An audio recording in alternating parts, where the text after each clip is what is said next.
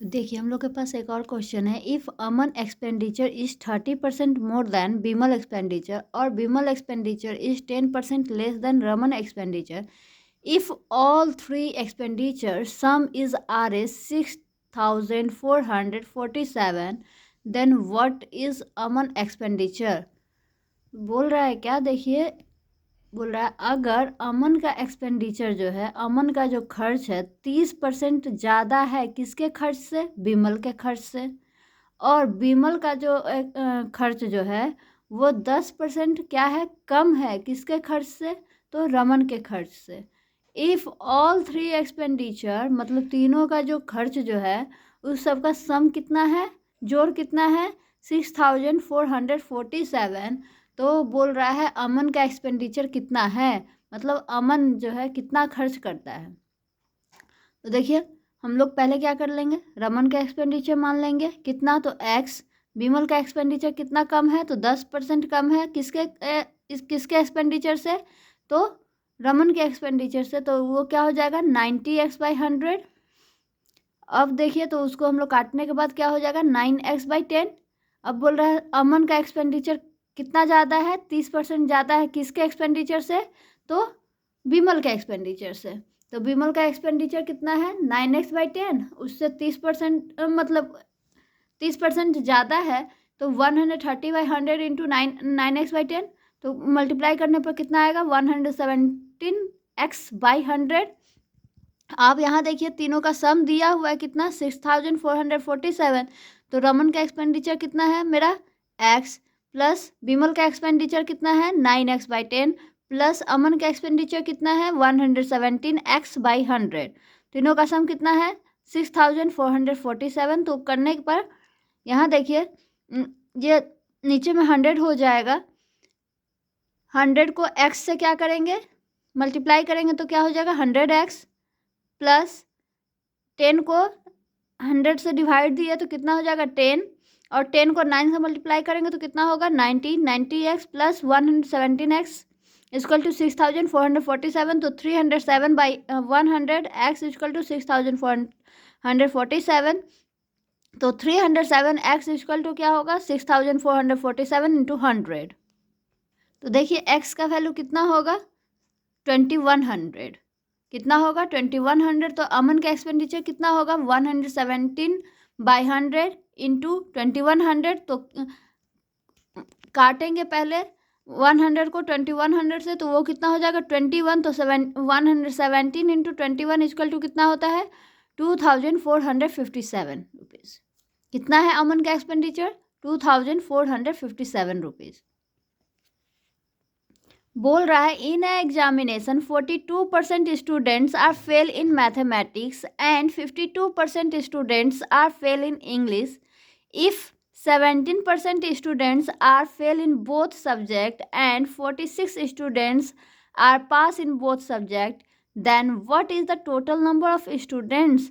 मतलब बोल रहा है कोई एग्ज़ाम में 42% स्टूडेंट क्या होते हैं, 42% बच्चे क्या होते हैं, फेल हो जाते हैं किस में, तो मैथमेटिक्स में, मतलब गणित में 42% स्टूडेंट जो है 42% बच्चे जो है विद्यार्थी जो है क्या हो जाते हैं, फेल हो जाते हैं। और 52% स्टूडेंट जो है फेल होते हैं किस में, इंग्लिश में। अंग्रेजी में कितने फेल हो जाते हैं 52%। बोल रहा है if 17% students are fail in both, मतलब 17% जो है दोनों सब्जेक्ट में फेल होते हैं किस में, तो मैथ्स में और इंग्लिश में। टोटल मतलब क्या बोल रहा है 17% स्टूडेंट जो है वो दोनों सब्जेक्ट में फेल होते हैं, दोनों सब्जेक्ट मतलब मैथ और इंग्लिश में। तो वो and 46 students are pass in both subject, मतलब अब यहाँ पर देखिए 46 स्टूडेंट जो है 46 बच्चे जो हैं पास करते हैं दोनों सब्जेक्ट में। दोनों सब्जेक्ट मतलब इंग्लिश और मैथ में, दोनों में कितने स्टूडेंट पास होते हैं 46। तो बोल रहा है what is the total number of student, total number of student कितना है। तो देखिए फेल्स इन मैथमेटिक्स कितना, तो 42, और यहाँ देखिए 17% दोनों में फेल हो रहा है, तो इसमें मतलब मैथ में भी इसमें 17 जो है मैथ में भी फेल होंगे और इंग्लिश में भी हो सकते हैं। तो यहाँ पर 42 में से 17 को माइनस किया तो कितना हो जाएगा 25। और वहीं पर फेल्स इन इंग्लिश मतलब 52% बोल रहा है इंग्लिश में फेल हुआ है, तो 52 में से 17 को माइनस कर देंगे तो क्या हो जाएगा 35। फेल्स इन वन और बोथ सब्जेक्ट मतलब एक या एक से मतलब एक और दोनों सब्जेक्ट में जो फेल होते हैं, तो पहला मैथमेटिक्स में कितने फेल होते हैं तो 25, इंग्लिश में कितने फेल होते हैं तो 35, और बोल रहा है दोनों सब्जेक्ट में कितने फेल होते हैं तो 17% जो दिया हुआ था वो, तो कितने होंगे 77। तो दोनों सब्जेक्ट में कितने फेल होते हैं 77। तो देखिए पास इन बोथ सब्जेक्ट, तो 100 में से 77% को माइनस करेंगे तो कितने होंगे 23%। तो बोल रहा है let total number of student कितना x, तो x ऑफ 23% इक्वल टू कितना दिया हुआ था 46, तो x का 23/100 इक्वल टू 46, तो 23x equal to 46 into 100, x equal to 46 into 100 by 23। 23 से 46 को काटेंगे, कितने बार में कटेगा 2 बार में, तो 2 को 100 से मल्टीप्लाई करेंगे तो कितने होंगे 200। तो टोटल नंबर ऑफ स्टूडेंट कितने होंगे 200, टोटल नंबर ऑफ स्टूडेंट कितने होंगे 2। फिर से एक बार इसी क्वेश्चन को फिर से समझते हैं। इन examination 42% students are fail in mathematics and 52% students are fail in English. If 17 students are fail in both subject and 46 students are pass in both subject, then what is the total number of student? मतलब बोल रहा है कोई exam में 42% student जो है गणित में फेल होते हैं और 52% स्टूडेंट क्या होते हैं अंग्रेजी में फेल हो जाते हैं। तो बोल रहा है अगर 17% बच्चे जो हैं बोथ सब्जेक्ट में मतलब इंग्लिश और मैथ में दोनों में फेल होते हैं, तो 46 स्टूडेंट जो है 46 बच्चे जो हैं दोनों सब्जेक्ट में पास होते हैं। तो बोल रहा है टोटल नंबर ऑफ स्टूडेंट कितने हैं। तो टोटल नंबर ऑफ स्टूडेंट निकालने के लिए पहले क्या होगा, उसको पहले स्टॉप करेंगे। तो पहले क्या करेंगे, तो फेल्स इन मैथ मतलब मैथ्स में कितने बच्चे फेल हुए, तो 42% में से 17% को माइनस कर देंगे तो कितने होंगे 25%। फेल्स इन इंग्लिश 52% में से 17% को माइनस करेंगे तो कितने होंगे 35। फेल्स इन वन और बोथ सब्जेक्ट मतलब फेल्स इन मैथ भी ऐड होगा, इंग्लिश भी ऐड होगा, और जो दोनों सब्जेक्ट में जितना फेल्स हुए हैं वो उसको ऐड करने पर कितने होंगे।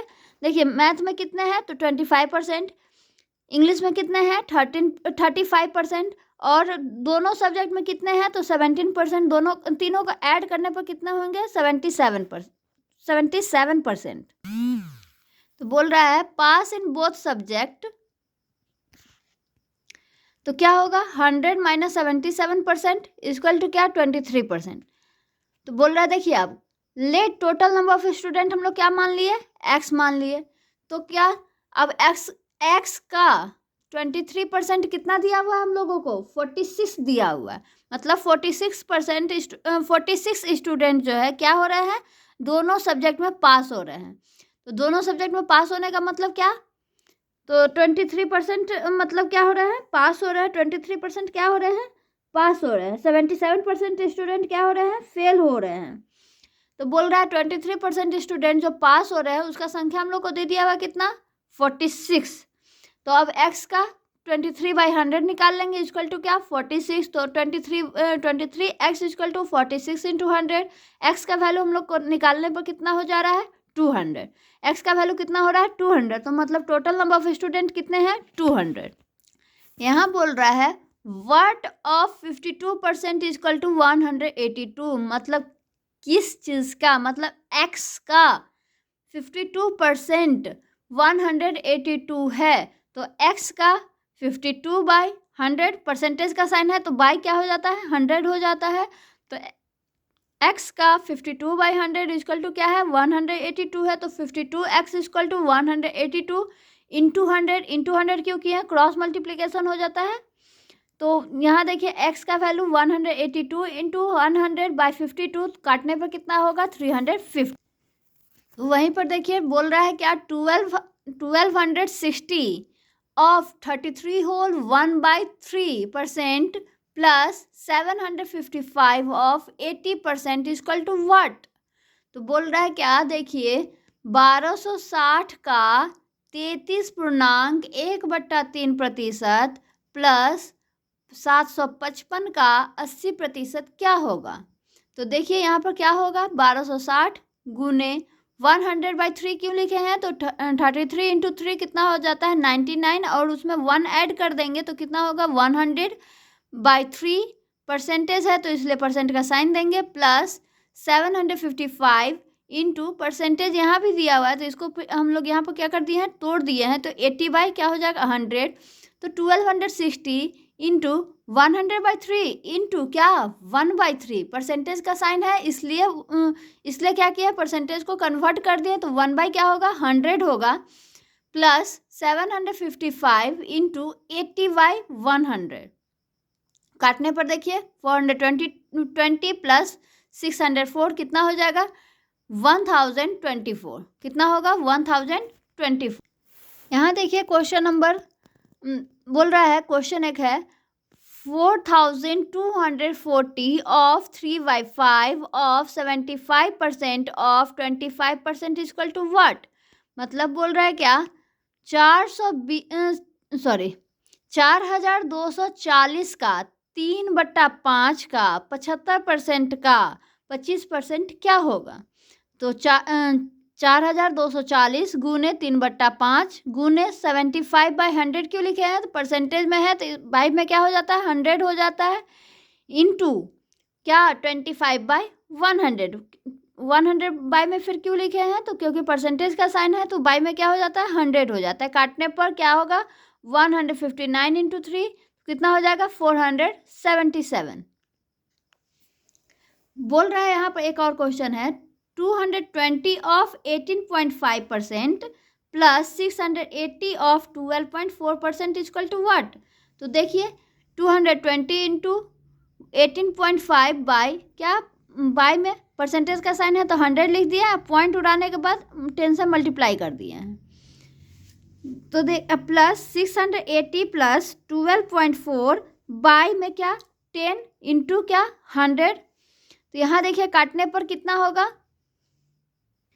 तो देखिए काटने पर कितना होगा 125.02 हो, तो देखिए यहाँ पर एक है क्वेश्चन क्या, an alloy contains 26% of copper, what quantity of alloy is required to get 260 gram of copper, मतलब एक एलॉय है वो कितना परसेंट कॉपर उसमें कंटेंट होता है, कितना परसेंट उसमें है कॉपर 26% कॉपर है, मतलब तांबा कितना परसेंट है 26% है, तो बोल रहा है what quantity of alloy is required to get 260 gram of copper, मतलब कितने क्वांटिटी में एलॉय की ज़रूरत होगी, किस लिए 260 ग्राम तांबा प्राप्त करने के लिए, तो बोल रहा है let the quantity of alloy required क्या एक्स हम लोग मान लेते हैं, तो 26% ऑफ एक्स इक्वल टू क्या 260 ग्राम,